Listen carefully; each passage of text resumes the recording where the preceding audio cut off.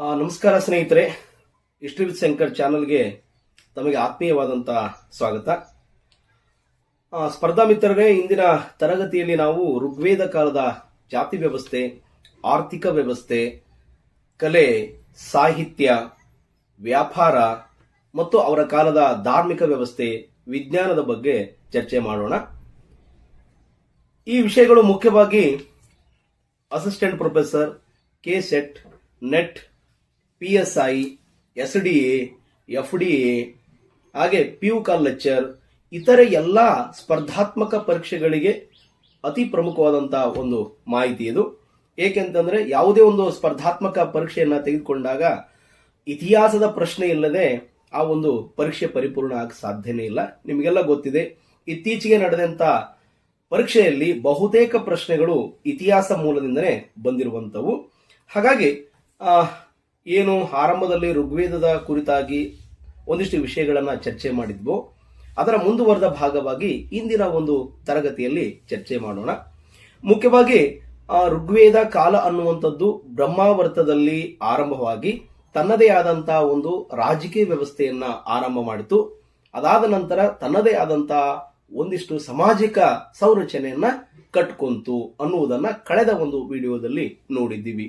ಈ ಒಂದು ವಿಡಿಯೋದಲ್ಲಿ ಮುಖ್ಯವಾಗಿ ಜಾತಿ ವ್ಯವಸ್ಥೆ ಮತ್ತು ಆರ್ಥಿಕ ವ್ಯವಸ್ಥೆ, ಧಾರ್ಮಿಕ ವ್ಯವಸ್ಥೆಯ ಪ್ರಧಾನ ಅಂಶಗಳನ್ನ ಚರ್ಚೆ ಮಾಡೋಣ. ಅದಕ್ಕಿಂತ ಮೊದಲು ಮೊದಲ ಬಾರಿಗೆ ಯಾರು ನನ್ನ ಈ ಒಂದು ಹಿಸ್ಟರಿ ವಿತ್ ಶಂಕರ್ ಚಾನಲ್ ಅನ್ನ ವೀಕ್ಷಣೆ ಮಾಡ್ತಾ ಇದ್ದೀರೋ ಮೊದಲ ಬಾರಿಗೆ ದಯವಿಟ್ಟು ಸಬ್ಸ್ಕ್ರೈಬ್ ಮಾಡ್ಕೊಳ್ರಿ ಅಂತ ಹೇಳ್ಕೊಳ್ತಾ ಈಗ ನೇರವಾಗಿ ವಿಷಯಕ್ಕೆ ಹೋಗೋಣ. ನಿಮಗೆಲ್ಲರಿಗೂ ಗೊತ್ತಿರುವ ಹಾಗೆ ಋಗ್ವೇದ ಕಾಲದಲ್ಲಿ ಜಾತಿ ವ್ಯವಸ್ಥೆ ಅಂತ ಬಂದಾಗ ಇವತ್ತಿನ ರೀತಿಯ ಕಠಿಣ ಜಾತಿ ವ್ಯವಸ್ಥೆ ಅವತ್ತು ಇರಲಿಲ್ಲ. ಆರಂಭಿಕ ಒಂದು ವೇದಗಳ ಕಾಲದಲ್ಲಿ ವರ್ಣ ವ್ಯವಸ್ಥೆ ಅಂತ ಇತ್ತು. ಅಂದ್ರೆ ಅಲ್ಲಿರ್ತಕ್ಕಂಥ ಜನರನ್ನ ವರ್ಣದ ಆಧಾರದ ಮೇಲೆ, ಅಂದ್ರೆ ಅವರ ಕಸುಬುಗಳ ಆಧಾರದ ಮೇಲೆ ಅವತ್ತು ಡಿವೈಡ್ ಅನ್ನ ಮಾಡಿದ್ರು. ಆರಂಭದಲ್ಲಿ ಈ ಒಂದು ಆರ್ಯ ಅನ್ನುವಂಥ ಜನಾಂಗ ಇರಾನಿನಲ್ಲಿ ಇದ್ದಂತ ರೀತಿಯಲ್ಲಿಯೇ ಯೋಧ, ಪುರೋಹಿತ ಮತ್ತು ಸಾಮಾನ್ಯ ಜನ ಅಂತ 3 ಭಾಗದಲ್ಲಿ ತಮ್ಮನ್ನ ತಾವು ಡಿವೈಡ್ ಮಾಡಿಕೊಂಡಿದ್ರು. ನಂತರ ಕಾಲಘಟ್ಟದಲ್ಲಿ ಒಂದು 4ನೇ ಭಾಗವಾಗಿ ಶೂದ್ರ ಅಂತ ಬಂತು. ಅದನ್ನೇ ನಾವು ಋಗ್ವೇದದ 10ನೇ ಮಂಡಲದ ಪುರುಷ ಸೂಕ್ತದಲ್ಲಿ ಮೊದಲ ಬಾರಿಗೆ ಈ ವರ್ಣ ವ್ಯವಸ್ಥೆಯ ಕಲ್ಪನೆಯನ್ನ ನೋಡ್ತೀವಿ. ಗೊತ್ತಿರಲಿ, ಈ ಋಗ್ವೇದದ 10ನೇ ಮಂಡಲ ಅನ್ನುವಂಥದ್ದು ಆರಂಭ ಕಾಲಘಟ್ಟದಲ್ಲಿ ಬರೆದಂತ ಋಗ್ವೇದದ ಒಂದು ಭಾಗ ಅಲ್ಲ. ನಂತರ ಕಾಲಘಟ್ಟದಲ್ಲಿ ಸಾಮಾಜಿಕ ಬದಲಾವಣೆಯ ಕಾಲಘಟ್ಟದಲ್ಲಿ ಬರೆದಂತ ಒಂದು ಮಂಡಲ, ಅದನ್ನ ಋಗ್ವೇದಕ್ಕೆ ಸೇರಿಸಲಾಯಿತು. ಹಾಗಾಗಿ ಪ್ರಕ್ಷಿಬ್ಧ ಅಂತ ಕೂಡ ನಾವಿಲ್ಲಿ ಹೇಳಬಹುದು. ಓಕೆ, ಮುಖ್ಯವಾಗಿ ಇಲ್ಲಿ ನೋಡುವುದೇನಪ್ಪ ಅಂದ್ರೆ ಪುರುಷ ಸೂಕ್ತದಲ್ಲಿ ವಿರಾಟ ಪುರುಷನ ಬಾಯಿಯಿಂದ ಬ್ರಾಹ್ಮಣ, ಕ್ಷತ್ರಿಯ, ವೈಶ್ಯ, ಶೂದ್ರ ಅನ್ನುವಂತ 4 ಜನ ಜನಿಸಿ ಬಂದ್ರು. ಅವೇ ಏನಪ್ಪಾ ಅಂದ್ರೆ 4 ಜಾತಿಗಳು ಅನ್ನುವಂಥದ್ದು ಇವತ್ತಿನ ಒಂದು ವಾದ ಅಂತ ಗಮನಿಸಬಹುದು. ಆದ್ರೆ ಮೂಲದಲ್ಲಿ ಆಗಿರ್ಲಿಲ್ಲ. ಬ್ರಾಹ್ಮಣ ಅಂತ ಕರಿಬೇಕಂತಂದ್ರೆ ಅವನು ಬ್ರಹ್ಮಜ್ಞಾನವನ್ನ ಪಡ್ಕೊಂಡಿರ್ಬೇಕು. ಕ್ಷತ್ರಿಯ ಅಂತ ಅನ್ಸ್ಕೋಬೇಕಂದ್ರೆ ಅವನು ಕ್ಷಾತ್ರ ತೇಜಸ್ಸನ್ನ ಹೊಂದಿರಬೇಕು.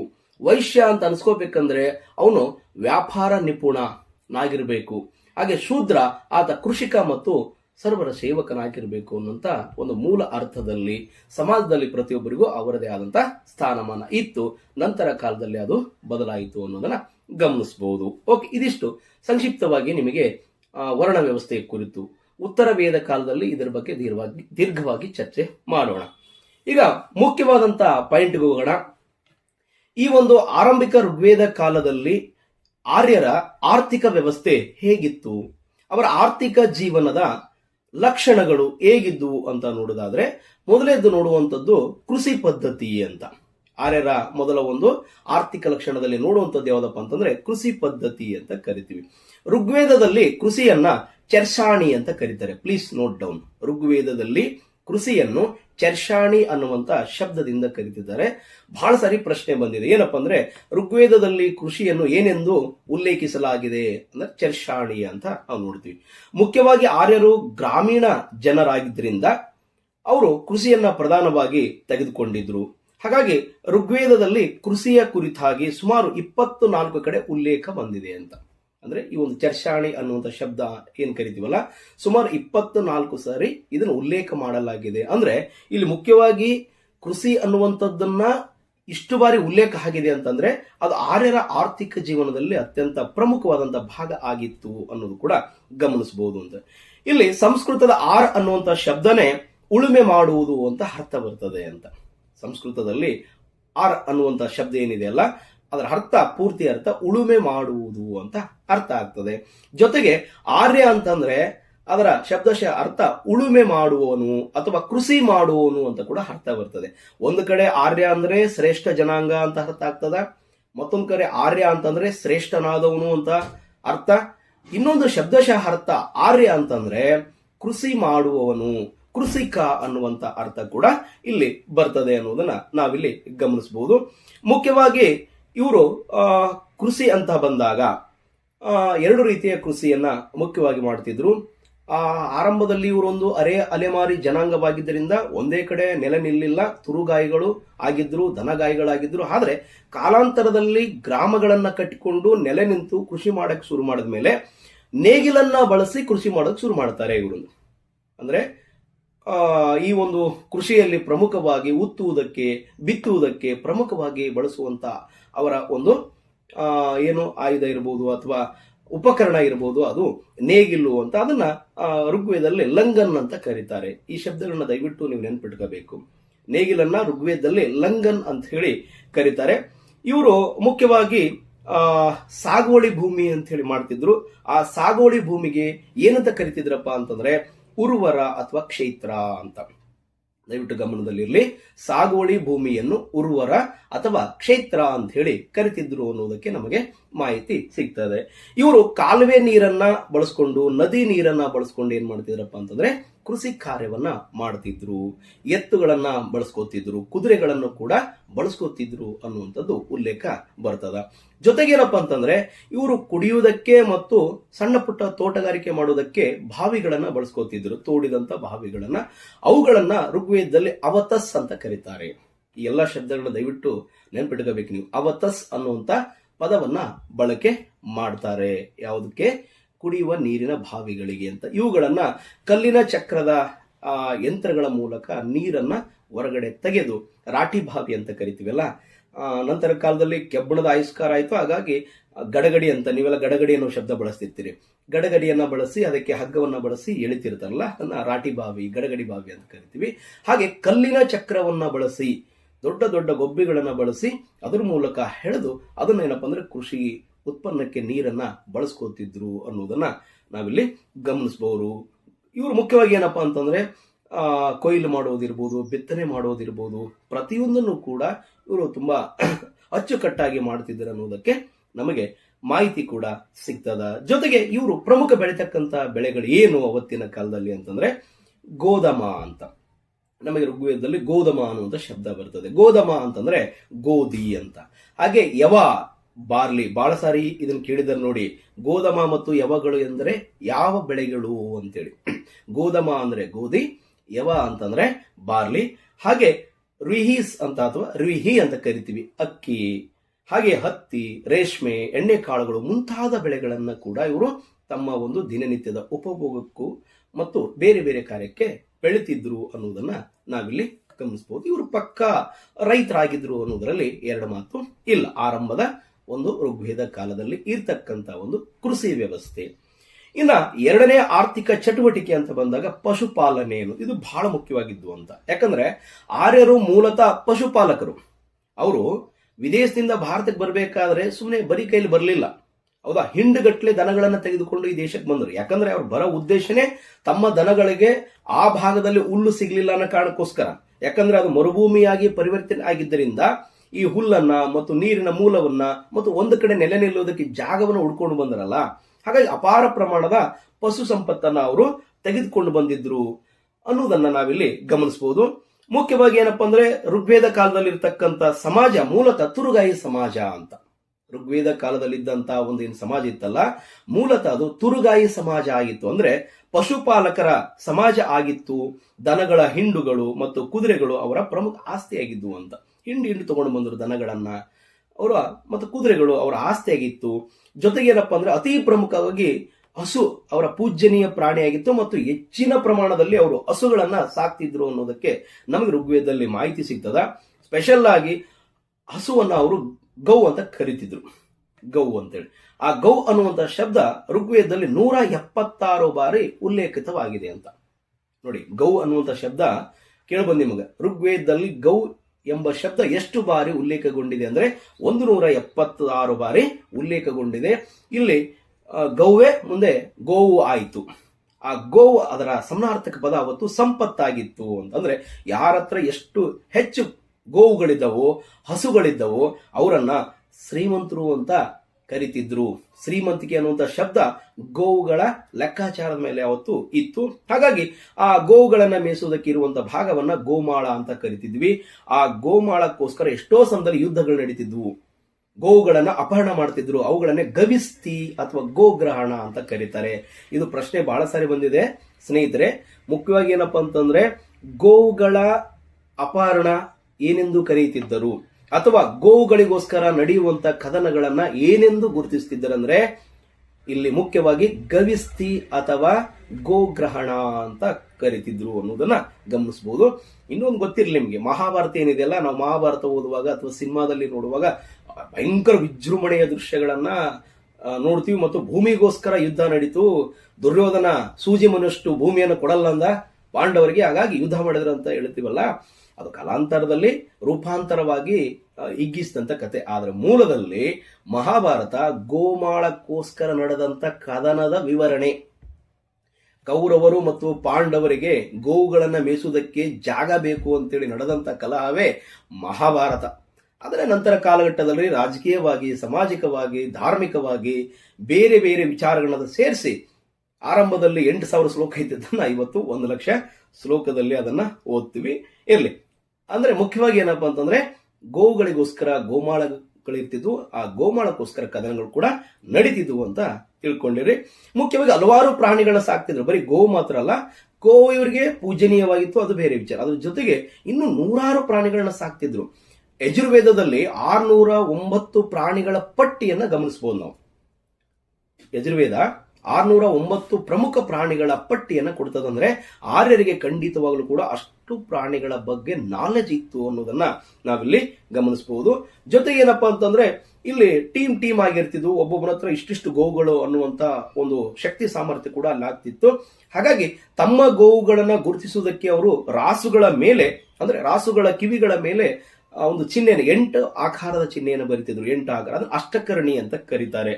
ಅಷ್ಟಕರ್ಣಿ ಅಂತ ಕರೀತಾರೆ. ಹಾಗೆ ಆ ಗೋವುಗಳನ್ನ ಗುರುತಿಸಿದ್ರು. ಸಿಕ್ಕಾಪಟ್ಟೆ ಗೋವುಗಳು ಇರ್ತಿದ್ವಲ್ಲ, ಹಾಗಾಗಿ ತಪ್ಸ್ಕೋಬಾರದು ಅಂತ ಹೇಳಿ. ಹಾಗೆ ಗಾಂಧಾರ ದೇಶ ಏನಪ್ಪಾ ಅಂತಂದ್ರೆ ಉಣ್ಣೆಗೆ ಫೇಮಸ್ ಆಗಿತ್ತು, ಕುರಿ ಉಣ್ಣೆಗೆ. ಇವರು ಗೋವುಗಳ ಜೊತೆಗೆ ಕುರಿಗಳನ್ನ ಸಾಕ್ತಿದ್ರು, ಎತ್ತುಗಳನ್ನ ಸಾಕ್ತಿದ್ರು, ಒಂಟೆಗಳನ್ನ ಸಾಕ್ತಿದ್ರು, ಹಾಗೆ ಮೇಕೆಗಳನ್ನ ಸಾಕ್ತಿದ್ರು. ಬೇರೆ ಬೇರೆ ಏನಪ್ಪಾ ಅಂತಂದ್ರೆ ದಿನನಿತ್ಯ ಅವರಿಗೆ ಅನುಕೂಲವಾಗುವಂತ ಎಲ್ಲಾ ಪ್ರಾಣಿಗಳನ್ನು ಕೂಡ ಸಾಕ್ತಿದ್ರು ಅನ್ನೋದು ಕೂಡ ಗಮನಿಸಬಹುದು. ಆದ್ರೆ ಗೋವು ಮಾತ್ರ ಅತ್ಯಂತ ಪ್ರಮುಖ ಸಾಕು ಪ್ರಾಣಿ ಇರ್ತಕ್ಕ, ಉತ್ತಮವಾದಂತಹ ಹಾಲನ್ನ ಕೊಡ್ತಿತ್ತು. ಹಾಗೆ ಏನಪ್ಪಾ ಅಂದ್ರೆ ಕೃಷಿಗೆ ಬೇಕಾದಂತ ಎತ್ತನ್ನ ಕೊಡ್ತಿತ್ತಲ್ವಾ, ಅದು ಪೂಜನೀಯವಾಗಿತ್ತು. ಇನ್ನ ಆರ್ಥಿಕ ಲಕ್ಷಣದ ಮತ್ತೊಂದು ಪ್ರಮುಖ ಅಂಶ ಅಂದ್ರೆ ವೃತ್ತಿಗಳು. ಇವ್ರು ಏನ್ ವೃತ್ತಿಗಳನ್ನ ಮಾಡ್ತಿದ್ರು? ಒಂದು ನೆನ್ಪಿಟ್ಕೊಳ್ರಿ, ಆರ್ಯರು ಮೂಲತಃ ಗ್ರಾಮೀಣ ಜೀವನವನ್ನ ಆರಂಭಿಕವಾಗಿ ಕಟ್ಕೊಂಡವರು. ಹರಪ್ಪದ ನಗರ ಜೀವನದ ಅವನತಿಯ ನಂತರ ಇವರು ನೇರವಾಗಿ ಬಂದಿದ್ದು ಗ್ರಾಮೀಣ ಜೀವನಕ್ಕೆ. ನಂತರ ಅವರು ಗಂಗಾ ಮತ್ತು ಯಮುನಾ ನದಿ ಬಯಲಿಗೆ ಬಂದಾದ್ಮೇಲೆ ಮತ್ತೆ ನಗರ ಜೀವನವನ್ನ ಕಟ್ಕೊಂಡ್ರು. ಅದು ಬೇರೆ ವಿಚಾರ. ಆರಂಭಿಕ ನಗರ ಜೀವನವನ್ನು ಹೊರತುಪಡಿಸಿ ಗ್ರಾಮ ಜೀವನದಲ್ಲಿ ಯಾವ ರೀತಿಯಾದಂತಹ ವೃತ್ತಿಗಳಿದ್ವು ಅಂದ್ರೆ, ದಿನನಿತ್ಯ ತಮಗೆ ಬೇಕಾದಂತ ವಸ್ತುಗಳ ತಯಾರಿಕೆಯನ್ನ ತಾವೇ ಮಾಡ್ಕೊತಿದ್ರು. ನೂಲುವುದು, ನೇಯುವುದು, ಕುಂಬಾರಿಕೆ, ಕಂಬಾರಿಕೆ, ಅಕ್ಕಸಾಲಿಕೆ, ರಥಗಳ ತಯಾರಿಕೆ, ಯಾಕೆ ಯುದ್ಧ ಮಾಡ್ತೀವಿ, ರಥಗಳ ತಯಾರಿಕೆ, ಉಪಕರಣಗಳ ತಯಾರಿಕೆ, ಹಾಗೆ ತಾಮ್ರದ ವಸ್ತುಗಳ ತಯಾರಿಕೆ, ದೋಣಿಗಳ ತಯಾರಿಕೆ, ಮರಗೆಲಸ, ಪೀಠೋಪಕರಣಗಳು, ಹೀಗೆ ಪ್ರತಿಯೊಂದು ಕೂಡ ಏನಪ್ಪಾ ಅಂದ್ರೆ ಇವ್ರ ಕಾಲದಲ್ಲಿ ವಿಶೇಷವಾದಂತ ಕುಲ ಕಸುಬುಗಳಿದ್ವು ಅನ್ನೋದನ್ನ ನಾವಿಲ್ಲಿ ನೋಡಬಹುದು. ಹಾಗಾಗಿ ಆರಂಭದಲ್ಲಿ ಕಸುಬುಗಳ ಆಧಾರದ ಮೇಲೆ ಅವ್ರನ್ನ, ವೃತ್ತಿಯ ಆಧಾರದ ಮೇಲೆ ಗೌರವಿಸ್ತಿದ್ರು. ಯಾರನ್ನು ಕೀಳಾಗಿ ನೋಡ್ತಿರ್ಲಿಲ್ಲ. ಯಾಕಂದ್ರೆ ಋಗ್ವೇದದಲ್ಲಿ ಒಂದು ಶ್ಲೋಕ ಬರ್ತದೆ. ಏನಪ್ಪಾ ಅಂತಂದ್ರೆ, ಒಬ್ಬ ಬ್ರಾಹ್ಮಣ ಹೇಳ್ತಾನೆ, ನಾನು ಬ್ರಾಹ್ಮಣ ವೇದ ಅಧ್ಯಯನವನ್ನು ಮಾಡುತ್ತೇನೆ, ನನ್ನ ಹೆಂಡತಿ ಗೌಳಿಗಿತ್ತಿ, ನನ್ನ ಮಗ ಕವಿ ಅನ್ನುವಂತ ಒಂದು ಶ್ಲೋಕ ಬರ್ತದ. ಅಂದ್ರೆ ಅಲ್ಲಿ ಯಾವ ವೃತ್ತಿಯನ್ನು ಕೀಳು, ಯಾವ ವೃತ್ತಿಯನ್ನು ಹೆಚ್ಚು ಅಂತ ನೋಡ್ತಿರ್ಲಿಲ್ಲ. ಪ್ರತಿಯೊಂದು ವೃತ್ತಿಯು ಕೂಡ ಅದರದೇ ಆದ ಘನತೆ ಅವತ್ತು ಇತ್ತು. ಹಾಗಾಗಿ ಅವತ್ತಿನ ಒಂದು ಸಮಾಜ ಅನ್ನುವಂಥದ್ದು ಜಾತ್ಯತೀತ ಸಮಾಜ ಆಗಿತ್ತು ಅನ್ನೋದಕ್ಕೆ ಎಲ್ಲಾ ರೀತಿಯ ಮಾಹಿತಿಯನ್ನ ನಾವು ಗಮನಿಸಬಹುದು. ಹಾಗೆ ಅವತ್ತವರು ಆಯಸ್ ಅಂತೇಳಿ ತಾಮ್ರವನ್ನ ಕರಿತಿದ್ರು, ತಾಮ್ರದ ವರ್ಕ್ ಕೂಡ ಜಾಸ್ತಿ ಮಾಡ್ತಿದ್ರು. ಇನ್ನ ಇವರು ವ್ಯಾಪಾರ ವಾಣಿಜ್ಯ ಹೇಗಿತ್ತು, ಇವ್ರದ್ದು ಅಂತಾರಾಷ್ಟ್ರೀಯ ಮಟ್ಟದ ವ್ಯಾಪಾರ ಇತ್ತು ಇಲ್ವೋ ಅಂತ ನೋಡುವಾಗ ಹರಪ್ಪ ಕಾಲದಲ್ಲಿ ಅಂತಾರಾಷ್ಟ್ರೀಯ ಮಟ್ಟದ ವ್ಯಾಪಾರ ಇತ್ತು. ಯಾಕಂದ್ರೆ ಸಿಕ್ಕಾಪಟ್ಟೆ ನಗರಗಳಿದ್ದು, ಈಜಿಪ್ಟ್ ಇರ್ಬೋದು, ಬ್ಯಾಬಿಲೋನಿಯಾ ಇರ್ಬೋದು, ಮೆಸಪೋಟಮಿ ಇರ್ಬೋದು, ಇರಾನ್ ಇರಾಕ್ ಇರ್ಬೋದು, ಚೀನಾ ಜೊತೆ ಒಂದು ವಹಿವಾಟ ಇತ್ತು.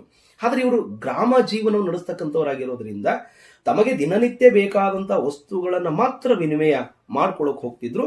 ಇಲ್ಲಿ ಮುಖ್ಯವಾಗಿ ಪಣಿ ಎಂಬ ಆರೇತರ ಜನಾಂಗ ಈ ಒಂದು ವ್ಯಾಪಾರ ವಹಿವಾಟನ್ನ ಮಾಡ್ತಿತ್ತು ಅಂತ ಉಲ್ಲೇಖ ನಮಗೆ ಋಗ್ವೇದದಲ್ಲಿ ಸಿಗ್ತದೆ. ದಯವಿಟ್ಟು ನೋಟ್ ಡೌನ್, ಪಣಿ ಅನ್ನುವಂತ ಒಂದು ಜನಾಂಗ ವ್ಯಾಪಾರ ವಹಿವಾಟು ಮಾಡ್ತಿತ್ತು ಅಂತ.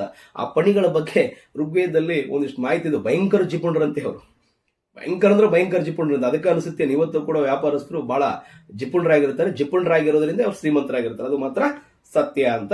ಇಲ್ಲಿ ಸರಕುಗಳ ವಿನಿಮಯ ಪದ್ಧತಿ ಇತ್ತು. ಗೋವು ಪ್ರಮುಖವಾದಂತಹ ವಿನಿಮಯ ಪದ್ಧತಿಯನ್ನ ಹೊಂದಿದಂತ ಸರಕಾಗಿತ್ತು ಅಂತ. ಇಲ್ಲೇನಿತ್ತು ಸಾಟಿ ಪದ್ಧತಿ ಅಂತ ಕರಿತೀವಿ. ನಮಗ್ ಬೇಕಾದ ವಸ್ತುವನ್ನು ಕೊಡ್ಬೇಕಂತಂದ್ರೆ ಆ ಕಡೆಯಿಂದ, ಉದಾಹರಣೆಗೆ ಆ ಕಡೆ ಅವ್ರು ಗೋಧಿ ಕೊಡ್ಬೇಕಂದ್ರೆ ನಾವು ಜೋಳ ಕೊಡುವಂಥದ್ದು, ಅವ್ರು ಎತ್ತು ಕೊಡ್ಬೇಕಂದ್ರೆ ನಾವು ಹಸು ಕೊಡುವಂಥದ್ದು, ಹೀಗೆ ಏನು ವಸ್ತು ವಿನಿಮಯ ಪದ್ಧತಿ ಇತ್ತು. ಗೋವು ಪ್ರಮುಖವಾದಂತಹ ವಿನಿಮಯ ವಸ್ತು ಆಗಿತ್ತು ಅಂತ. ಇಲ್ಲಿ ಒಂದು ಇಂದ್ರನ ಕಂಚಿನ ಮೂರ್ತಿಗೆ 10 ಹಸುಗಳನ್ನ ಕೊಡ್ಲಾಗ್ತಿತ್ತು ಅಂತ. ಅಂದ್ರೆ ಒಂದು ಇಂದ್ರನ ಕಂಚಿನ ಮೂರ್ತಿಗೆ 10 ಹಸುಗಳ ಸಮ ಅಂತ. ಯಾಕೆ ಇಂದ್ರ ಅವತ್ತು ಪವರ್ಫುಲ್ ದೇವತೆ, ದೊಡ್ಡ ಗೌರವ ಇಂದ್ರನಿಗಿತ್ತು. ಹಾಗೆ ಅದ್ರ ಜೊತೆಗೆ ಏನಪ್ಪಾ ಅಂತಂದ್ರೆ ನಿಷ್ಕ ಅನ್ನುವಂತ ಚಿನ್ನದ ನಾಣ್ಯ ಕೂಡ ಇತ್ತು ಅಂತ ಒಂದು ಮಾಹಿತಿ ಬರ್ತದೆ ಅಂತ. ಆದ್ರೆ ಅದು ಅಧಿಕೃತ ನಾಣ್ಯ ಅಲ್ಲ, ಅದೊಂದು ಖಾಸಗಿ ನಾಣ್ಯ ಆಗಿತ್ತು, ರಾಜಮುದ್ರೆ ಇರಲಿಲ್ಲ ಅದಕ್ಕೆ. ಕೆಲವು ಜನ ಇತಿಹಾಸಕಾರ ಅದನ್ನ ಕಂಠಹಾರ ಅಂತ ಕೂಡ ಕರೀತಾರೆ. ಆದರೆ ಋಗ್ವೇದದಲ್ಲಿ ಬರ್ತಕ್ಕಂತ ಒಂದು ಮಂತ್ರದಲ್ಲಿ 100 ಹಸುಗಳು, ಹಾಗೆ 100 ಕುದುರೆಗಳು, 100 ನಿಷ್ಕವನ್ನ ಕಾಣಿಕೆಯಾಗಿ ನೀಡಲಾಯಿತು ಅಂತ ಬಂದಾಗ ಮೋಸ್ಟ್ಲಿ ನಿಷ್ಕ ಅನ್ನೋದು ನಾಣ್ಯ ರೂಪದಲ್ಲಿ ಇರಬಹುದು ಅನ್ನೋದು ಕೂಡ ಗಮನಿಸಬಹುದು. ಹಾಗೆ ಈ ಋಗ್ವೇದ ಕಾಲದ ಅಂತ್ಯದ ಕಾಲಕ್ಕೆ ಸುವರ್ಣ, ಶತಮಾನ, ಕೃಷ್ಣಾಲ, ಹಿರಣ್ಯಪಿಂಡ ಅನ್ನುವಂಥ ಪ್ರಮುಖವಾದಂಥ ನಾಣ್ಯಗಳು ಕೂಡ ಚಲಾವಣೆಗೆ ಬಂದು ಅಂದ್ರೆ ಋಗ್ವೇದ ಅಂತ್ಯಕಾಲಕ್ಕೆ ಅಂದ್ರೆ ಕ್ರಿಸ್ತಪೂರ್ವ 1000 ಈ ಕಡೆ ಇವೆಲ್ಲ ಬಂದು ಅನ್ನೋದನ್ನ ನೋಡಬಹುದು. ಹಾಗೆ ಇವರು ವ್ಯಾಪಾರ ವಹಿವಾಟು ಮಾಡೋದಕ್ಕೆ ಸಾರಿಗೆ ವ್ಯವಸ್ಥೆ ಕೂಡ ಬಳಸ್ತಿದ್ರು. ಮುಖ್ಯವಾಗಿ ಕುದುರೆಗಳನ್ನ, ಹಾಗೇನಪ್ಪ ಒಂಟೆಗಳನ್ನ ಸಾರಿಗೆಯಾಗಿ ಬಳಸ್ತಿದ್ರು. ಇವರಿಗೆ ನೌಕಾಯಾನದ ಬಗ್ಗೆ ತಿಳುವಳಿಕೆ ಇತ್ತು. ನದಿಗಳಲ್ಲಿ ಡೋಣಿಯ ಮೂಲಕ ಏನಪ್ಪ ಅಂದ್ರೆ ಸರಕು ಸರಂಜಾಮುಗಳನ್ನ ಇವರು ಸಾಗಿಸ್ತಿದ್ರು ಅನ್ನೋದನ್ನ ಗಮನಿಸಬಹುದು. ಇನ್ನು ಇವ್ರ ಕಾಲದಲ್ಲಿ ಕಲೆ, ವಾಸ್ತುಶಿಲ್ಪ ಹೇಗಿತ್ತು ಅಂತ ಬಂದಾಗ ಇವತ್ತು ನಮಗೆ ಯಾವುದೇ ರೀತಿಯಾದಂತಹ ಪುರಾತತ್ವ ಆಧಾರದಲ್ಲಿ ಅವರು ಕಟ್ಟಿದಂತ ಯಾವುದೇ ವಾಸ್ತುಶೈಲಿ ಸಿಕ್ಕಿಲ್ಲ. ಹರಪ್ಪ ಕಾಲದಲ್ಲಿ ಕಟ್ಟಿದ ರೀತಿಯಲ್ಲಿ ಇವರು ಯಾವುದನ್ನು ಕಟ್ಟಿಲ್ಲ. ಆದ್ರೆ ಋಗ್ವೇದದಲ್ಲಿ ಒಂದು ವರ್ಣನೆ ಬರುತ್ತದೆ. ಏನಪ್ಪಾ ಅಂದ್ರೆ 1000 ಕಂಬಗಳ ಮತ್ತು 1000 ದ್ವಾರಗಳ ಭವನ ಇತ್ತು ಅನ್ನುವಂತ ಉಲ್ಲೇಖ ಬರ್ತದೆ ಅಂತ. ಹಾಗಾಗಿ ಮೋಸ್ಟ್ಲಿ ಇವ್ರಿಗೂ ಕಲೆಯ ಬಗ್ಗೆ ನಾಲೆಜ್ ಇತ್ತು ಅನ್ನೋದನ್ನ ನಾವಿಲ್ಲಿ ಗಮನಿಸಬಹುದು. ಜೊತೆಗೆ ಇವರು ಉತ್ತಮ ವಿಜ್ಞಾನದ ತಿಳುವಳಿಕೆ ಉಳ್ಳವರಾಗಿದ್ದರು ಅಂತ. ಯಾಕಂದ್ರೆ ನಾವು ಆರ್ಯನ ಅಂದ ತಕ್ಷಣ ಬರೋ ಮೌಢ್ಯ ಉಳ್ಳುವ ಜನ ಅಂತ ಅನ್ಕೋಬೇಡಿ. ಆ ಮೂಢನಂಬಿಕೆ ಅನ್ನೋದು 6ನೇ ಶತಮಾನದ ನಂತರ ಅತಿ ಹೆಚ್ಚು ಬಂದಿದ್ದು ಅದರಲ್ಲಿರುವಂತಹ ಸ್ವಾರ್ಥದಿಂದ. ಆದ್ರೆ ಆರಂಭದಲ್ಲಿ ಇದ್ದಂತ ನಮ್ಮ ಋಷಿ ಮುನಿಗಳು ಈ ಜಗತ್ತಿನ ಬಗ್ಗೆ ಚಿಂತನೆ ಮಾಡಿದ್ರು, ಈ ಜಗತ್ತಿನಲ್ಲಿ ನಡೀತಕ್ಕಂಥ ವಿಚಾರಗಳ ಬಗ್ಗೆ ಚಿಂತನೆ ಮಾಡಿದ್ರು, ತರ್ಕ ಮಾಡಿದ್ರು, ಗ್ರಹಗಳ ಬಗ್ಗೆ ಚಿಂತನೆ ಮಾಡಿದ್ರು, ಭೂಮಿಯ ಬಗ್ಗೆ ಚಿಂತನೆ ಮಾಡಿದ್ರು, ಸೃಷ್ಟಿಯ ಬಗ್ಗೆ ಚಿಂತನೆ ಮಾಡಿದ್ರು. ಖಂಡಿತವಾಗಲೂ ಕೂಡ ವೈಜ್ಞಾನಿಕವಾಗಿ ತರ್ಕಬದ್ಧವಾಗಿ ಆಧಾರ ಕೊಡುವಂತ ಪ್ರಯತ್ನ ಮಾಡಿದ್ದನ್ನ ನಮಗೆ ಸಿಕ್ಕಂತ ಇತಿಹಾಸದ ಆಧಾರದಲ್ಲಿ ಗಮನಿಸಬಹುದು. ಇವರಿಗೆ ಖಗೋಳದ ಬಗ್ಗೆ ನಾಲೆಜ್ ಇತ್ತು, ಭೂಗೋಳದ ಬಗ್ಗೆ ನಾಲೆಜ್ ಇತ್ತು, ಗಣಿತಶಾಸ್ತ್ರದ ಬಗ್ಗೆ ನಾಲೆಜ್ ಇತ್ತು, ಅಂಕ ಗಣಿತದ ಬಗ್ಗೆ ನಾಲೆಜ್ ಇತ್ತು, ವೈದ್ಯಶಾಸ್ತ್ರದ ಬಗ್ಗೆ ಇತ್ತು, ಆಯುರ್ವೇದದ ಬಗ್ಗೆ ಇತ್ತು. ಇವ್ರಿಗೇನಪ್ಪ ಅಂದ್ರೆ ಸೂರ್ಯ ಕೇಂದ್ರಿತ ಸಿದ್ಧಾಂತದ ಬಗ್ಗೆ ನಾಲೆಜ್ ಇತ್ತು. ಹಾಗೇನಪ್ಪ ಅಂತಂದ್ರೆ ವರ್ಷಕ್ಕೆ 12 ತಿಂಗಳುಗಳು, 366 ದಿನಗಳು, ತಿಂಗಳಿಗೆ 30 ದಿನಗಳು ಮತ್ತು 28 ಮಳೆ ನಕ್ಷತ್ರಗಳ ಬಗ್ಗೆ ಕೂಡ ಇವರಿಗೆ ನಾಲೆಜ್ ಇತ್ತು ಅನ್ನೋದಕ್ಕೆ ನಮಗೆ ಋಗ್ವೇದದಲ್ಲಿ ಮಾಹಿತಿ ಖಂಡಿತವಾಗ್ಲೂ ಸಿಗ್ತದೆ. ಇದಕ್ಕಿಂತ ಹೆಚ್ಚಿನ ಮಾಹಿತಿ ಕೂಡ ಅವರಿಗೆ ಇದ್ದಿದ್ದನ್ನು ಗಮನಿಸಬಹುದು. ಇದಾದ ನಂತರ ನೋಡುವಂಥದ್ದು ಮತ್ತೊಂದು ಪ್ರಮುಖವಾದ ಲಕ್ಷಣ ಅಂತಂದ್ರೆ ಧಾರ್ಮಿಕ ವ್ಯವಸ್ಥೆ ಅಂತ. ಋಗ್ವೇದ ಕಾಲದ ಆರ್ಯರು ಯಾವ ಧರ್ಮವನ್ನ ಪಾಲಿಸ್ತಿದ್ರು ಅಂತ ನೋಡಿದಾಗ ಬಹುತೇಕ ವಿದ್ವಾಂಸರ ಒಂದು ಸಂಶೋಧನೆ ಆಧಾರದ ಮೇಲೆ ಇವತ್ತು ಇರತಕ್ಕಂಥ ಹಿಂದೂ ಧರ್ಮವೇ ಅವತ್ತು ಆರಂಭ ಆಗಿತ್ತು ಅಂತ. ಬಟ್ ಅವತ್ತು ಅದನ್ನ ಹಿಂದೂ ಧರ್ಮ ಅಂತ ಕರಿತಿರ್ಲಿಲ್ಲ. ಆದ್ರೆ ಈ ಎಲ್ಲಾ ಲಕ್ಷಣಗಳು ಅವತ್ತಿದ್ದು ಅಂತ. ಮೂಲದಲ್ಲಿ ಸಿಂಧೂ ನಾಗರಿಕತೆಯ ಅವನತಿಯ ನಂತರ ಸಿಂಧೂ ನಾಗರಿಕತೆಯಲ್ಲಿ ಇದ್ದಂತ ಧಾರ್ಮಿಕ ಲಕ್ಷಣಗಳು ಹೊರಗಡೆಯಿಂದ ಬಂದಂತ ಆರ್ಯರ ತಮ್ಮಲ್ಲಿದ್ದಂತ ಧಾರ್ಮಿಕ ಲಕ್ಷಣಗಳನ್ನ ಮೇಳೈಸಿ ಒಂದು ಹೊಸ ರೀತಿಯಾದಂತ ಲಕ್ಷಣಗಳನ್ನ ಹುಟ್ಟಾಕಿದ್ರು ಅಂತ. ಅಂದ್ರೆ ಇಲ್ಲಿ ಮೂಲತಃ ಆರ್ಯರು ಮೂರ್ತಿ ಪೂಜಕರಲ್ಲ, ಅವರು ನಿಸರ್ಗ ಆರಾಧಕರು ಆರ್ಯರು. ಜೊತೆಗೆ ಏನಪ್ಪಾ ಅಂತಂದ್ರೆ ಅವರು ಯಜ್ಞ ಯಾಗದಲ್ಲಿ ನಂಬಿಕೆಯನ್ನ ಉಳ್ಳಂತವ್ರು. ಅವರು ಮೂಲದಲ್ಲಿ ಏನಪ್ಪಾ ಅಂದ್ರೆ ಇಂದ್ರ, ಅಗ್ನಿ, ವರುಣ, ಮಿತ್ರ, ಉಷನ್, ಪುಷ್ಯನ್, ಅಶ್ವಿನಿ ದೇವತೆಗಳು, ಸೂರ್ಯ, ರುದ್ರ, ವಿಷ್ಣು, ಹೀಗೆ ಸುಮಾರು ಪ್ರಮುಖವಾಗಿ 33 ದೇವತೆಗಳನ್ನ ಆರಾಧನೆ ಮಾಡ್ತಿದ್ರು. ಆದ್ರೆ ಪೂಜೆ ಮಾಡ್ತಿರ್ಲಿಲ್ಲ. ನೆನ್ಪಿಟ್ಕೊಳ್ರಿ, ಅವರು ಪೂಜೆ ಪುನಸ್ಕಾರ, ಊದುಬತ್ತಿ ಹಚ್ಚು, ಕುಂಕುಮ ಹಚ್ಚು ಅದು ಇರ್ಲಿಲ್ಲ ಅವತ್ತು. ಯಾಕಂತಂದ್ರೆ ಅವರು ನಿರಾಕಾರವಾಗಿ ನೋಡಿದ್ರು. ಅವ್ರು ಯಾವತ್ತೂ ಕೂಡ ದೇವತೆಗಳಿಗೆ ಆಕಾರವನ್ನ ಆರಂಭದಲ್ಲಿ ಕೊಟ್ಟಿರಲಿಲ್ಲ. ಆಕ್ಚುಲಿ ಈ ದೇಶದಲ್ಲಿ ದೇವತೆಗಳ ಮೂರ್ತಿಗಳು ಬರುವುದಕ್ಕೆ ಮೂಲ ಕಾರಣನೇ ಬೌದ್ಧ ಧರ್ಮ.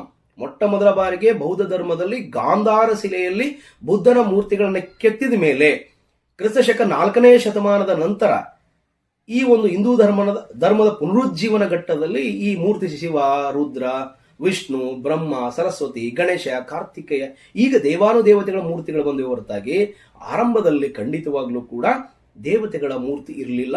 ಆಮೇಲೆ ಇವತ್ತು ಹೇಳ್ತಕ್ಕಂಥ ಬ್ರಹ್ಮ, ವಿಷ್ಣು, ಮಹೇಶ್ವರ ಅನ್ನುವಂಥವ್ರು ಆರಂಭಿಕ ಋಗ್ವೇದದಲ್ಲಿ ಯಾವುದೇ ರೀತಿಯಾದಂತಹ ಪ್ರಮುಖ ಸ್ಥಾನ ಅವ್ರಿಗೆ ಇರಲಿಲ್ಲ. ಅವತ್ತು ಅತ್ಯಂತ ಪ್ರಮುಖ ಸ್ಥಾನ ಹೊಂದಿದಂತ ದೇವತೆ ಯಾರಾಗಿದ್ರಪ್ಪ ಅಂದ್ರೆ ಇಂದ್ರ. 250 ಬಾರಿ ಋಗ್ವೇದದಲ್ಲಿ ಇಂದ್ರನ ಬಗ್ಗೆ ಉಲ್ಲೇಖ ಇದೆ. Please note down. ಬಹಳ ಸಾರಿ ಕೇಳಿದ್ದಾರೆ. ಋಗ್ವೇದದಲ್ಲಿ ಅತ್ಯಂತ ಜನಪ್ರಿಯವಾದಂತ ದೇವತೆ ಅಥವಾ ಆರ್ಯರಿಗೆ ಪ್ರಮುಖ ಸ್ಥಾನ ಹೊಂದಿದ ದೇವತೆ ಯಾವುದಂದ್ರೆ ಇಂದ್ರ. ಸುಮಾರು 250 ಬಾರಿ ಉಲ್ಲೇಖ. ಎರಡನೇದು ಅಗ್ನಿ, 200 ಬಾರಿ ಉಲ್ಲೇಖ. ಇದು ಬಹಳ ಮುಖ್ಯವಾಗಿದ್ದು. ಎರಡನೇ ಸ್ಥಾನದಲ್ಲಿರೋದು ಅಗ್ನಿ. 200 ಬಾರಿ ಉಲ್ಲೇಖವನ್ನ ಅಗ್ನಿಯ ಬಗ್ಗೆ ಮಾಡಲಾಗಿದೆ. ಯಾಕಂದ್ರೆ ಅಗ್ನಿಯ ಮೂಲಕ ಅವರು ಅವಿಸ್ಸನ್ನ ಅರ್ಪಿಸಿ ಸ್ವರ್ಗದಲ್ಲಿರ್ತಕ್ಕಂಥ ದೇವತೆಗಳನ್ನ ಸಂತೃಪ್ತಿ ಪಡಿಸ್ತಿದ್ರು. ಯಾರು? ಆರ್ಯರು. ಹಾಗಾಗಿ ಅಗ್ನಿ ಪ್ರಮುಖವಾಗಿದ್ದು. ಹಾಗೆ 3ನೇ ಸ್ಥಾನದಲ್ಲಿ ವರುಣ. ಯಾಕಂದ್ರೆ ಆತ ಮಳೆಯ ದೇವತೆ. ಮಳೆಯನ್ನ ಕೊಟ್ಟು ಈ ಇಳೆಗೆ ತಂಪನ್ನ ತಂದು ಬೆಳೆಯನ್ನು ಬೆಳೆಯುವುದಕ್ಕೆ ಕಾರಣವಾಗುವಂತ ವ್ಯಕ್ತಿ. ಹಾಗಾಗಿ 3ನೇ ಸ್ಥಾನ. ಉಳಿದಂತ ನಂತರ ಸ್ಥಾನದವನು ಮಿತ್ರ ಇರ್ಬೋದು, ಕುಬೇರ ಇರ್ಬೋದು, ಬೇರೆ ಬೇರೆ ದೇವತೆಗಳು ಇದ್ದು ಅನ್ನೋದನ್ನ ಗಮನಿಸ್ತೀವಿ. ಇಲ್ಲಿ ಮುಖ್ಯವಾಗಿ ಆರ್ಯರು ಋಗ್ವೇದ ಕಾಲದಲ್ಲಿ 33 ದೇವತೆಗಳನ್ನ ಪ್ರಮುಖವಾಗಿ ಆರಾಧನೆ ಮಾಡ್ತಿದ್ರು. ಅವರನ್ನ 3 ಭಾಗದಲ್ಲಿ ವಿಂಗಡಣೆ ಮಾಡಿದ್ರು ಅಂತ ನೋಡ್ತೀವಿ. ಒಂದು ಸ್ವರ್ಗಾಧಿಪತಿ ದೇವತೆಗಳು, ಎರಡನೇದ್ದು ವಾಯು ದೇವರುಗಳು, ಮೂರನೇದ್ದೇನಪ್ಪ ಅಂತಂದ್ರೆ ಪ್ರಮುಖವಾಗಿ ಭೂದೇವತೆಗಳು ಅಂತ ಹೇಳಿ ಅವರು ಒಂದಿಷ್ಟು ಭಾಗವನ್ನ ಮಾಡಿಕೊಂಡು ಅಧ್ಯಯನ ಮಾಡ್ತಿದ್ರು ಅಂತ ಕೂಡ ನಾವು ನೋಡ್ತೀವಿ. ಇಲ್ಲಿ ನಿಮಗೆ ಮುಖ್ಯವಾಗಿ ಕೇಳೋದೇನಪ್ಪ ಅಂದ್ರೆ ಪ್ರಮುಖ ದೇವತೆಗಳು ಅಂತ ಮಾತ್ರ ಕೇಳೋದಕ್ಕೆ ಸಾಧ್ಯ ಅನ್ನೋದನ್ನ ಗಮನಿಸಬಹುದು. ಹಾಗೆ ಪುಷ್ಯನ್ ಅನ್ನುವಂತ ದೇವತೆ ವಿವಾಹ ದೇವತೆ ಆಗಿತ್ತು ಅನ್ನೋದು ಕೂಡ ನಾವಿಲ್ಲಿ ಗಮನಿಸಬಹುದು. ಹಾಗೆ ಏನಪ್ಪಾ ಅಂತಂದ್ರೆ ಇವರು ಹೆಚ್ಚು ಧಾರ್ಮಿಕ ವಿಚಾರಗಳಿಗೆ ಆದ್ಯತೆಯನ್ನ ನೀಡಿದ್ರು ಅನ್ನೋದು ಕೂಡ ನಾವಿಲ್ಲಿ ನೋಡಬಹುದು. ಹಾಗೆ ಋಗ್ವೇದದಲ್ಲಿ ಸಿಕ್ಕಂತ ಮಾಹಿತಿಯನ್ನು ನೋಡಿದಾಗ ವಿಷ್ಣುನ ಬಗ್ಗೆ 6 ಬಾರಿ ಉಲ್ಲೇಖ ಬರ್ತದ, ರುದ್ರನ ಬಗ್ಗೆ 3 ಬಾರಿ ಉಲ್ಲೇಖ, ಸೋಮ ಅವರ ಅತ್ಯಂತ ಪ್ರಮುಖ ದೇವತೆ ಸೋಮರಸ ಅಂತ ಕರಿತೀವಿ, ನಿಶಯ ದೇವತೆ 120 ಬಾರಿ ಉಲ್ಲೇಖ. ಹಾಗೇನಪ್ಪ ಸೂರ್ಯನ ಬಗ್ಗೆ 10 ಬಾರಿ. ಇವತ್ತೇ ನಾವು ಓಂ ಅಂತ ಓಂಕಾರ ಕರಿತೀವಲ್ಲ, ಅದು 1028 ಬಾರಿ ಉಲ್ಲೇಖ ಆಗಿದೆ ಋಗ್ವೇದದಲ್ಲಿ. ಬಹಳ ಪವರ್ಫುಲ್ ಆದಂತಹ ಒಂದು ಮಂತ್ರ ಅಂತ ಕರಿತೀವಿ ನಾವು. ಓಂ ಅನ್ನೋದು ಉಸಿರನ್ನ ತೆಗೆದುಕೊಂಡು ಉಸಿರನ್ನು ಬಿಡುವಂಥದ್ದು. ಅದನ್ನು ವೈಜ್ಞಾನಿಕವಾಗಿ ಕೂಡ ಅದು ಮುಖ್ಯವಾದಂತಹ ಒಂದು ಮಂತ್ರ ಅಂದ್ರೆ ತಪ್ಪಾಗ್ಲಿಕ್ಕಿಲ್ಲ. 1028 ಬಾರಿ ನಮ್ಮ ಋಷಿ ಮುನಿಗಳು ಅದನ್ನ ಕಂಡುಕೊಂಡಿದ್ದನ್ನ ಗಮನಿಸಬಹುದು. ಹಾಗೆ ಧವಳ ಅನ್ನುವಂತ ಸ್ವರ್ಗ ದೇವತೆ ಕೂಡ ಇತ್ತು. ಹಾಗೆ ಮುಖ್ಯವಾಗಿರಪ್ಪ ಸೂರ್ಯನ ಪತ್ನಿ ಉಷೆಯ ಬಗ್ಗೆ ಕೂಡ ಇಲ್ಲಿ ಮಾಹಿತಿ ಬರ್ತದ. ಇದ್ರ ಜೊತೆಗೆ ಏನಪ್ಪಾ ಅಂದ್ರೆ ಇವರು ಶವ ಸಂಸ್ಕಾರ ಕೂಡ ಪ್ರಮುಖವಾಗಿತ್ತು. ಆರಂಭದಲ್ಲಿ ಆರ್ಯರು ಉಳ್ತಾ ಇದ್ರು, ನಂತರದಲ್ಲಿ ಸುಡುವುದಕ್ಕೆ ಶುರು ಮಾಡಿದ್ರು ಅನ್ನೋದು ಕೂಡ ಗಮನಿಸಬಹುದು. ಇನ್ನು ಆರ್ಯರ ಕಾಲದಲ್ಲಿ ಶಿಕ್ಷಣ ವ್ಯವಸ್ಥೆ ಹೇಗಿತ್ತು ಅಂದ್ರೆ ಗುರುಕುಲ ಪದ್ಧತಿ ಇತ್ತು. ಅವತ್ತೇನಪ್ಪ ಗುರುಕುಲ ಪದ್ಧತಿ, ಬಾಯ್ಪಾಠ ಮಾಡುವಂತ ಪದ್ಧತಿ, ಕಂಠಪಾಠ ಮಾಡುವಂತ ಪದ್ಧತಿ ಇತ್ತು. ಇಲ್ಲಿ 7ನೇ ವರ್ಷಕ್ಕೆ ಮಗುವಿಗೆ ಉಪನಯನ ಮಾಡ್ತಿದ್ರು. ಉಪನಯನ ಮಾಡಿದ ನಂತರ ಗುರುವಿನ ಹತ್ರ ಹೋಗಿ ಬಿಟ್ಟು ಬರ್ತಿದ್ರು. ಯಾಕೆ ಉಪನಯನ ಅವತ್ತು ಬಹಳ ಮುಖ್ಯವಾಗಿತ್ತು. ಉಪನಯನ ಅಂತಂದ್ರೆ ಇಲ್ಲಿ ಮುಖ್ಯವಾಗಿ ದ್ವಿಜ ಆಗ್ತಿದ್ದ ಅಂತ. ಆ ಮಗು ಏನಾಗ್ತದಪ್ಪ ಅಂದ್ರೆ ದ್ವಿಜ ಅಂತ 2ನೇ ಬಾರಿಗೆ ಮರುಹುಟ್ಟು ಪಡಿತಿದ್ದ ಅನ್ನುವಂಥದ್ದು ಇಲ್ಲಿ ಕಂಡು ಬರ್ತದೆ.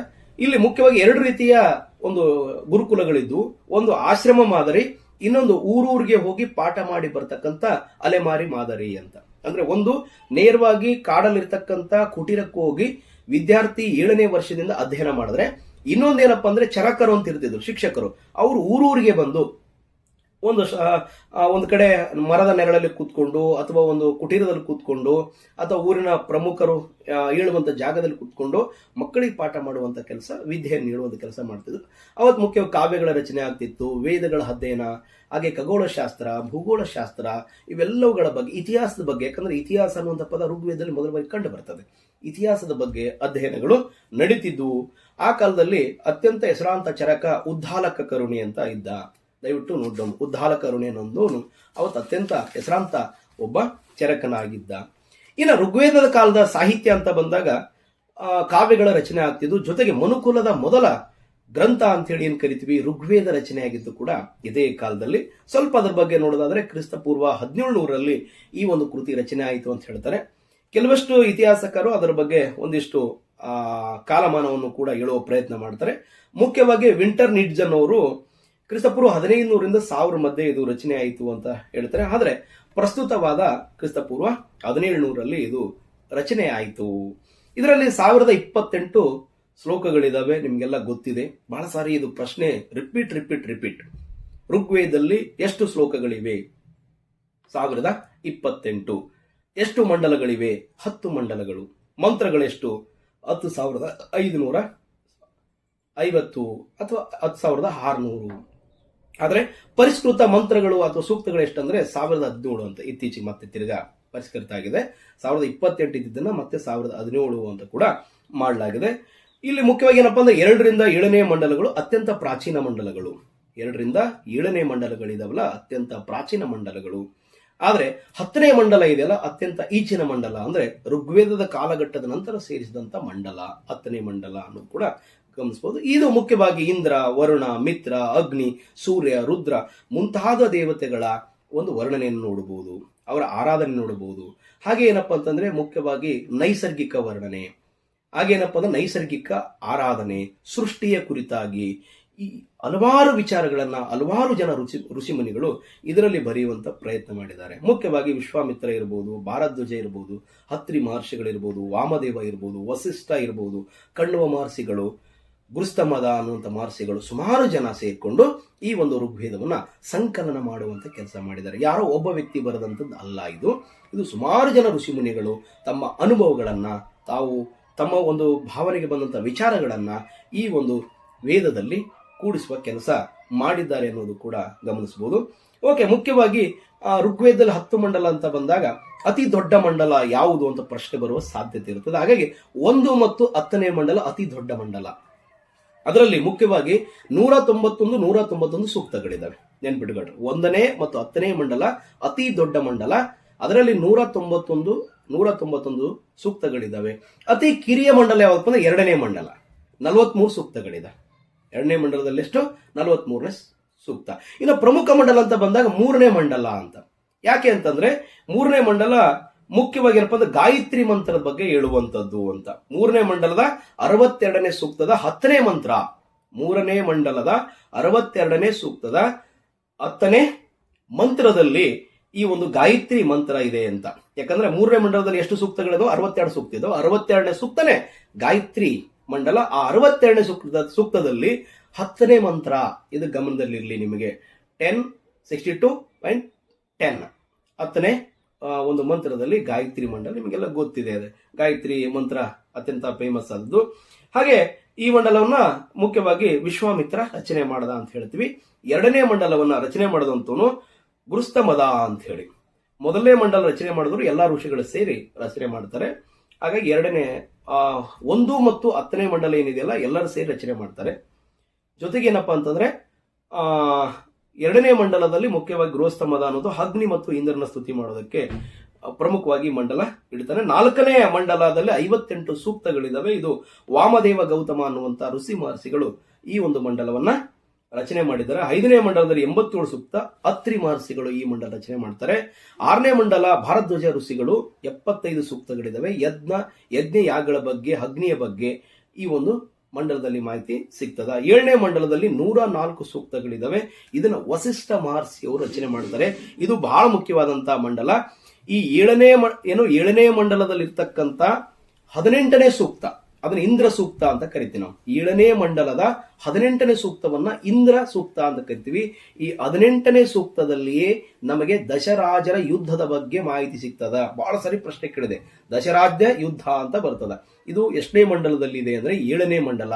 ಈ ಮಂಡಲ ಬರೆದವರು ಯಾರಪ್ಪ ಅಂದ್ರೆ ವಸಿಷ್ಠ ಮಹರ್ಷಿಗಳು. ಆ ಮಂಡಲದ ಎಷ್ಟನೇ ಸೂಕ್ತದಲ್ಲಿ ಯುದ್ಧದ ವರ್ಣನೆ ಇದೆ ಅಂದ್ರೆ 18ನೇ ಸೂಕ್ತ. ಅದರ ಹೆಸರು ಇಂದ್ರ ಸೂಕ್ತ ಅಂತ ಹೇಳಿ ಕರಿತೀವಿ.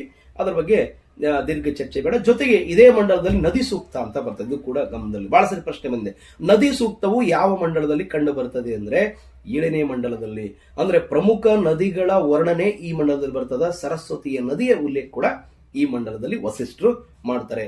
8ನೇ ಮಂಡಲದಲ್ಲಿ 103 ಸೂಕ್ತಗಳಿದಾವೆ. ಇದು ಕಣ್ವ ಋಷಿಯವರು ಈ ಮಂಡಲವನ್ನ ರಚನೆ ಮಾಡಿದಂಥದ್ದು. ನೆನಪಿರ್ಲಿ, ಇದು ಸಂಗೀತಾತ್ಮಕ ಮತ್ತು ಭಕ್ತಿ ಗೀತೆಯಿಂದ ಕೂಡಿದಂತ ಮಂಡಲ. ಭಾವಭಕ್ತಿ ಗೀತೆಯಿಂದ ಕೇಳಬಹುದು.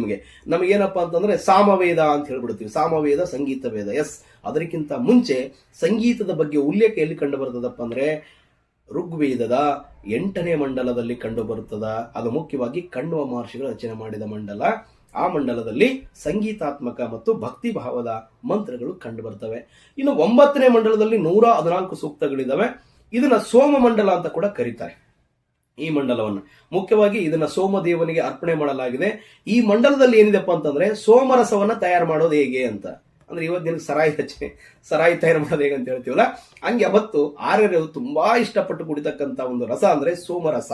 ಹಾಗಾಗಿ ಸೋಮರಸವನ್ನ ಹೇಗೆ ತಯಾರು ಮಾಡಬೇಕು ಅನ್ನುವಂಥ ವಿಚಾರ 9ನೇ ಮಂಡಲದಲ್ಲಿ ಬರ್ತದೆ. ಅದನ್ನು ಸೋಮ ಮಂಡಲ ಅಂತ ಕರಿತೀವಿ. 10ನೇ ಮಂಡಲ, ಅದರ 191 ಸೂಕ್ತಗಳಿದಾವೆ.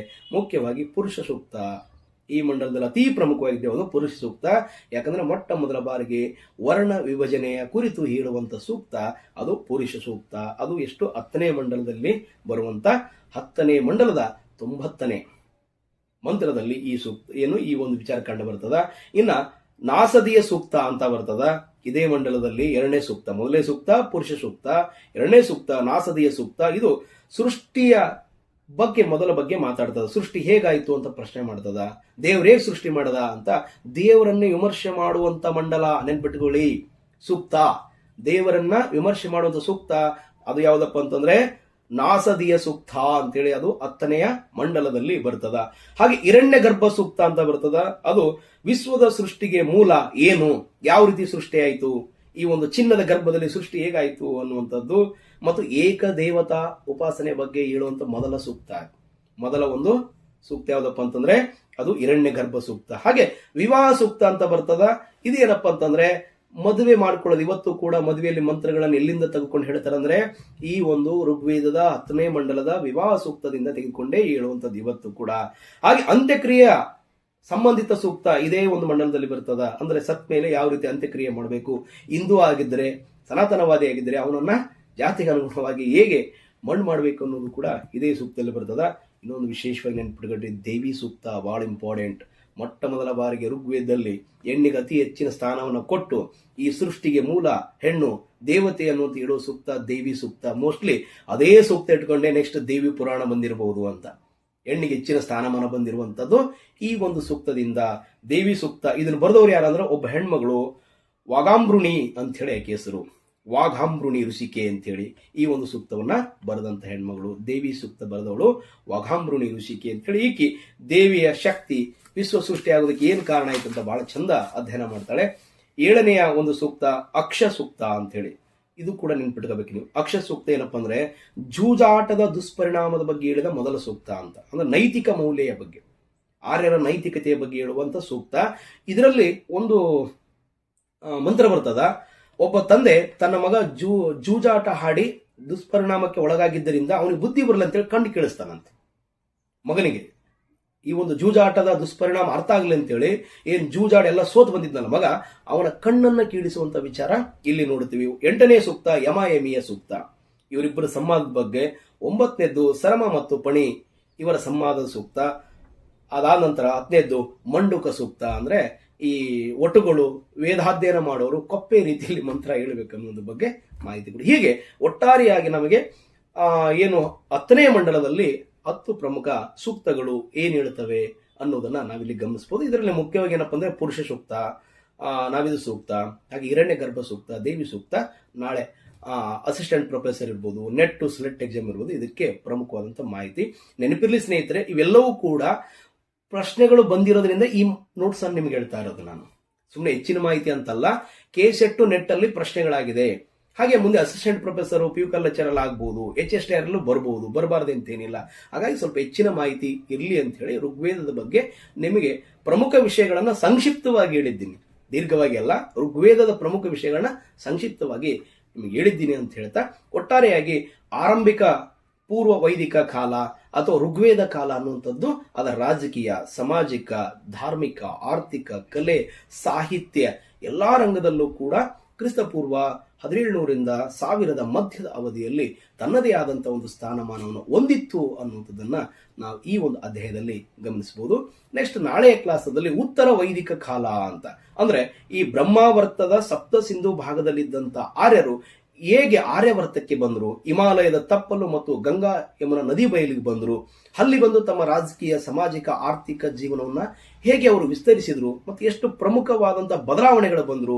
ಯಜುರ್ವೇದ, ಸಾಮವೇದ, ಅಥರ್ವಣ ವೇದ, ಹಾಗೇನಪ್ಪ ಅಂದ್ರೆ ಬ್ರಾಹ್ಮಣಕಗಳು, ಅರಣ್ಯಕಗಳು, ಉಪನಿಷತ್ತುಗಳು, ಶಾಸ್ತ್ರಗಳು, ಪುರಾಣಗಳು, ಹಾಗೆ ಮಹಾಕಾವ್ಯಗಳು, ಇವೆಲ್ಲವೂ ಕೂಡ ಹೇಗೆ ರಚನೆ ಮಾಡಿ ತಮ್ಮ ಒಂದು ದೈನಂದಿನ ಬದುಕನ್ನು ನಡೆಸ್ತಿದ್ರು ಮತ್ತು ಅವೆಲ್ಲವೂ ಕೂಡ ಈ ಎಲ್ಲಾ ಎಕ್ಸಾಮ್ಗಳಿಗೆ ಎಷ್ಟು ಮುಖ್ಯವಾಗಿವೆ ಅನ್ನುವಂತಹ ಪ್ರಮುಖ ಅಂಶಗಳೊಂದಿಗೆ ನಾಳೆಯ ತರಗತಿಯಲ್ಲಿ ಮುಂದಿಗೆ ಚರ್ಚೆ ಮಾಡ್ತೀನಿ ಅಂತ ಹೇಳ್ತಾ, ಇವತ್ತಿನ ತರಗತಿ ನಿಮಗೆ ಇಷ್ಟವಾಗಿದ್ದರೆ ದಯವಿಟ್ಟು ಲೈಕ್ ಮಾಡಿ, ಶೇರ್ ಮಾಡಿ, ಹಾಗೆ ಏನಪ್ಪ ಅಂದ್ರೆ ಸಬ್ಸ್ಕ್ರೈಬ್ ಆಗೋದನ್ನ ಮರಿಬೇಡ್ರಿ. ಸಬ್ಸ್ಕ್ರೈಬ್ ಆಗೋದ್ರ ಮೂಲಕ ಇನ್ನೂ ಹೆಚ್ಚು ವಿಡಿಯೋಗಳು ನಿಮ್ಮ ಮುಂದೆ ಬರುವುದಕ್ಕೆ ಪ್ರೋತ್ಸಾಹ ನೀಡಿ ಅಂತ ಹೇಳಿ ಇಂದಿನ ತರಗತಿಯನ್ನು ಮುಗಿಸ್ತೇನೆ. ಧನ್ಯವಾದಗಳು.